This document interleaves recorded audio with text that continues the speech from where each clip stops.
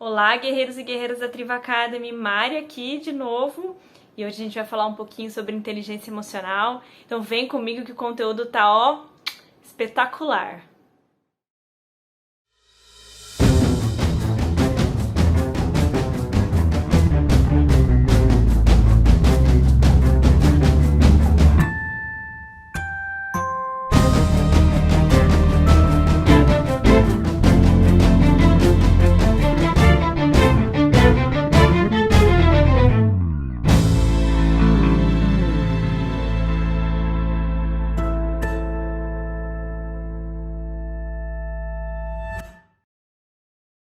Bom, a gente viu no conteúdo anterior que os sentimentos e as emoções, eles não são entidades mentais, abstratas, mas sim manifestações corporais, concretas de um organismo. Então, não tem como existirem sentimentos sem reações corporais associadas, assim como não tem como existirem sentimentos sem manifestações comportamentais associadas a eles. E aí talvez agora você me pergunte, Mari, então para eu identificar uma emoção, para eu chamar um sentimento de medo, de raiva ou de tristeza, é para esses dois aspectos que eu preciso olhar? Bom, vamos entender um pouco como a gente aprende a nomear as emoções e os sentimentos. Nós, seres humanos, que nos comunicamos através da linguagem, a gente aprende a nomear as emoções e os sentimentos a partir da nossa comunidade verbal, que é a comunidade que está perto da gente e que fala a mesma língua que a gente, a comunidade pela qual a gente aprende o nosso idioma. É essa comunidade que vai associando alguns sinais a algumas palavras. Então, vou dar um exemplo. Imagina que uma mãe vê o filho dela falando palavrões e falando alto e chutando o cachorrinho dele. E aí essa mãe diz, Pedrinho, por que você está com raiva do Totó? Ele só está cansado. Percebe que a mãe, observando alguns sinais, chamou essa interação de raiva. Ou seja, o Pedrinho agora tem condições de, numa situação parecida, identificar os mesmos sinais e também nomear essa situação como raiva. Mas imagina que essa mãe está assistindo a um jogo de futebol em que o filho está participando e o filho também está esbravejando palavrões e ele também está chutando, no caso, uma bola. Nesse caso, a mãe vai chamar esse conjunto de reações e de comportamentos de paixão por futebol. Mas não eram os comportamentos muito parecidos? Xingar, falar palavrões e chutar objetos, no caso uma bola? Por que então que numa situação palavrões e chute é considerado raiva e por que então que em outra situação palavrões e chute é considerado paixão? O segredo, meus amigos, para a gente nomear sentimentos e emoções não são só os comportamentos, não são só os aspectos fisiológicos, mas é o contexto. Qual é a situação que esses comportamentos aparecem? Porque em contextos de futebol é paixão. Em contextos de interação com o seu cachorro, é raiva. Percebemos aqui, meus amigos, que sentimento não está dissociado de um contexto. Sentimentos são estados corporais associados a estímulos ambientais, sociais ou físicos que os desencadeiam. Então, o que você está querendo dizer, Mari, é que eu faço alguma coisa e sinto alguma coisa porque eu estou inserido num contexto que torna esses comportamentos e esses sentimentos mais prováveis? Sim! Então, meus amigos, aqui a gente começa a perceber que essa história de que sentimento causa comportamento é um pouco furada. Na verdade, sentimento e comportamento são ambos causados pelas condições contextuais, situacionais que a gente está inserido, a partir da nossa história de aprendizagem com essas situações, a partir de como a gente foi ensinado a lidar com essas situações ao longo da vida. Ah, e não sou eu que estou falando isso, hein? Vai aqui uma citação do Hélio Guilhardi, um professor de psicologia comportamental que fundou um instituto muito importante que ensina essa abordagem para os seus alunos, do qual eu também fui aluna. Gostaria de trazer essa citação para vocês. A posição atual da psicologia retira dos sentimentos a função causal que lhes era atribuída. Uma proposta mais compatível com que se observa sobre o comportamento humano é que ocorrem eventos antecedentes e estes produzem ao mesmo tempo comportamento e sentimentos. O que significa que eu não faço alguma coisa porque eu estou triste. Eu faço alguma coisa e me sinto triste porque algo aconteceu. Tá, e por que eu tô falando isso?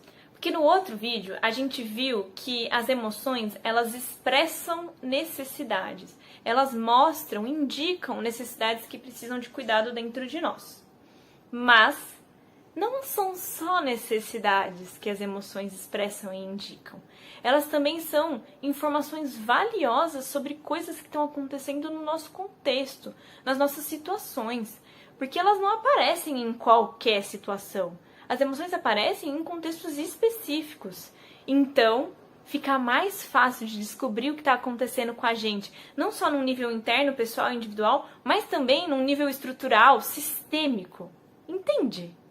Vou dar um exemplo, envolvendo o sentimento de alívio. Em geral, quando a gente pensa no alívio, a gente considera essa emoção como uma emoção positiva, né? Tipo, ai, ufa, meu Deus, consegui fazer tal coisa, consegui entregar aquele relatório, nossa, ai, ufa. Geralmente é classificado como sentimento positivo. E, de fato, ele sinaliza que alguma necessidade que estava descuidada aí foi satisfeita. Mas se a gente for pensar bem no sentimento de alívio, ele só aparece quando a gente consegue ou se esquivar ou eliminar algum estímulo desagradável, alguma situação, algum contexto que estava deixando a gente desconfortável. Quando a gente consegue se livrar dessa situação, quando a gente consegue se esquivar disso, quando a gente consegue interromper esse estímulo de alguma forma, o alívio vem.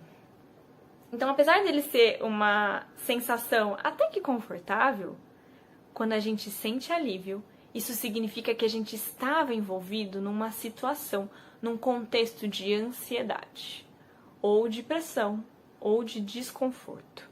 E parece óbvio falando aqui no vídeo, mas nem sempre é tão óbvio quando a gente olha para a nossa vida. Por isso, o sentimento de alívio pode ser um sinal. Se você só está se sentindo aliviado, alívio atrás de alívio, isso significa que as situações que estão mais presentes na sua vida hoje são situações de ansiedade, de pressão, de desconforto.